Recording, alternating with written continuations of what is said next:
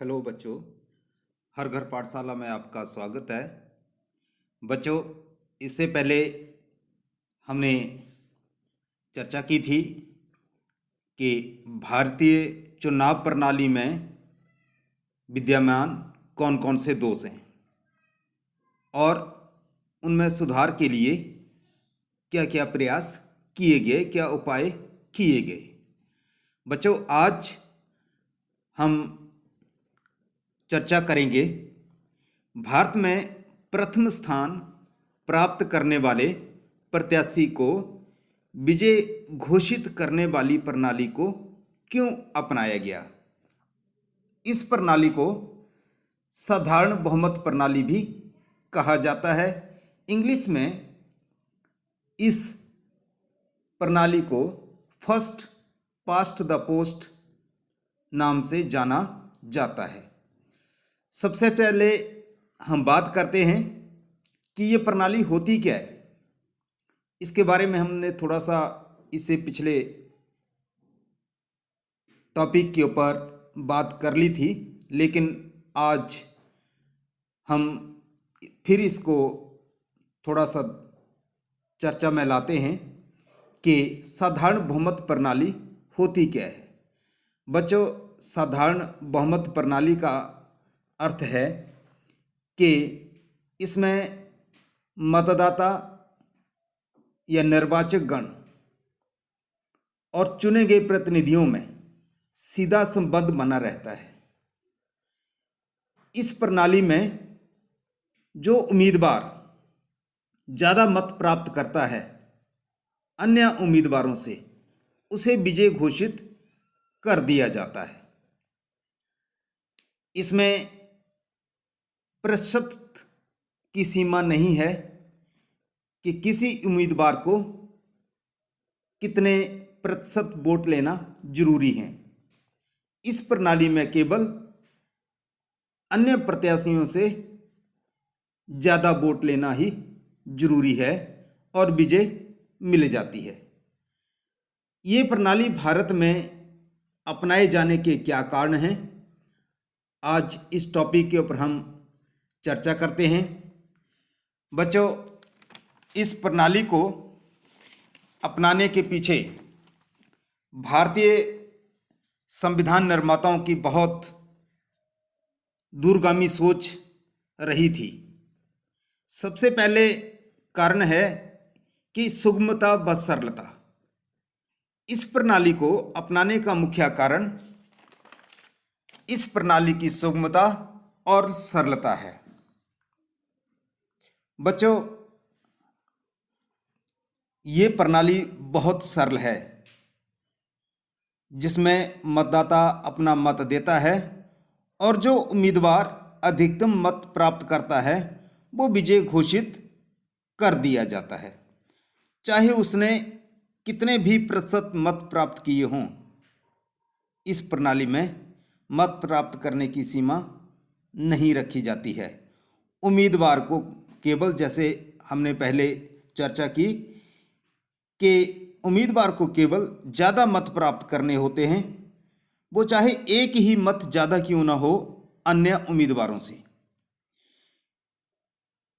तो बच्चों, इस प्रणाली की सुगमता के कारण ही संविधान निर्माताओं ने इसे अपनाया और आज भी यह प्रणाली दुनिया के सबसे बड़े लोकतंत्र भारत में चल रही है व कामयाब भी है। बच्चों, दूसरा मुख्य कारण रहा निरक्षरता या अशिक्षा। भारतीय परिस्थितियां इस तरह की थी जब भारतीय संविधान बनाया जा रहा था और जब भारतीय संविधान लागू किया गया कि भारत में अनपढ़ता थी, निरक्षरता थी। और निरक्षरता थोड़ी बहुत नहीं, ये मान के चलना पड़ेगा कि लगभग 10 मतदाताओं में से कोई एक व्यक्ति थोड़ा पढ़ा लिखा होता था और उस वक्त की परिस्थितियों के अनुसार ये प्रणाली ही सबसे ज़्यादा सही थी। जब भारत का संविधान बनाया जा रहा था तो संविधान निर्माताओं और कानूनविदों के सामने भारत की उस समय की तस्वीर थी। उन्हें मालूम था कि भारत में निरक्षरता है, सामाजिक पिछड़ापन है, लोगों में अंधविश्वास ज़्यादा है, वैज्ञानिक सोच का अभाव है। ये सभी बातें उन शिक्षाविदों और कानूनविदों के ध्यान में थी जो संविधान का निर्माण कर रहे थे। तो समय की नज़ाकत को ध्यान में रखते हुए उन्होंने यह साधारण बहुमत प्रणाली अपनाई। साथ में विकल्प भी दिया गया कि समय के साथ कानूनों या नियमों में परिवर्तन संभव है। बच्चों, तीसरा मुख्य कारण रहा इस प्रणाली को अपनाने का कि जटिल प्रणालियां भारत के अनुकूल नहीं थी। अन्य जो भी विद्यमान उस समय की प्रणालियां रही थी, जैसे अनुपातिक प्रतिनिधित्व प्रणाली या कोई और प्रणाली, उससे भारत में अव्यवस्था व विधानसभा की शक्ति में अनावश्यक वृद्धि का डर बना रह सकता था और स्थायी सरकार बनाने में मुश्किल का सामना करना पड़ सकता था। साथ में संसदीय शासन व्यवस्था को बनाए रखना अन्य प्रणालियों में मुमकिन नहीं लग रहा था। यही वह कारण रहे जिसकी वजह से भारत में साधारण बहुमत प्रणाली अर्थात first past the post system को अपनाया गया। बच्चों, इसके अलावा एक और कारण रहा कि मतदाताओं और प्रतिनिधियों में सीधा संबंध बनाए रखने का प्रयास संविधान निर्माताओं के दिमाग में था कि जो मतदाता हैं और प्रतिनिधि हैं उनमें तालमेल बना रहे। बच्चों, इस प्रणाली को अपनाने का यह भी एक बहुत बड़ा कारण था। इस प्रणाली के द्वारा संविधान निर्माताओं ने कोशिश की थी कि देश के मतदाताओं का संबंध प्रत्यक्ष तौर पर अपने प्रतिनिधियों से बना रहे व जनता का विश्वास अपने प्रतिनिधियों पर बना रहेगा तो भारत में लोकतंत्री व्यवस्था कामयाब रहेगी।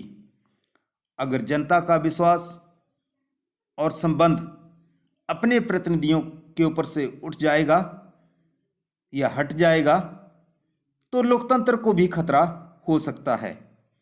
यह बातें संविधान निर्माताओं के सोच में थी। इस प्रणाली को अपनाने के बच्चों कुछ दोष भी हैं। प्रत्येक प्रणाली को अपनाए जाने के बहुत से गुण भी होते हैं, कुछ दोष भी सामने आते हैं।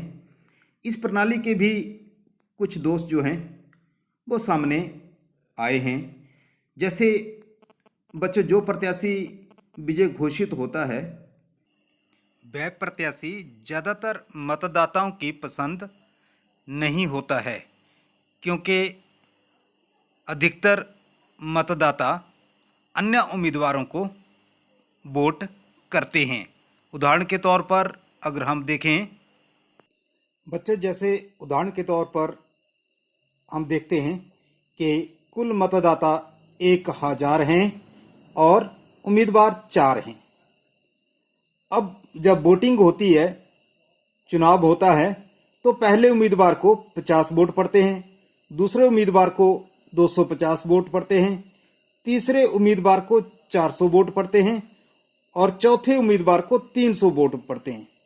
हम ये मान के चल रहे हैं तो 300 वोट वाला विजय नहीं हुआ, बल्कि तीसरे नंबर पर जो 400 वोट वाला जिसने सबसे ज़्यादा मत प्राप्त किए वो विजय घोषित हो जाता है।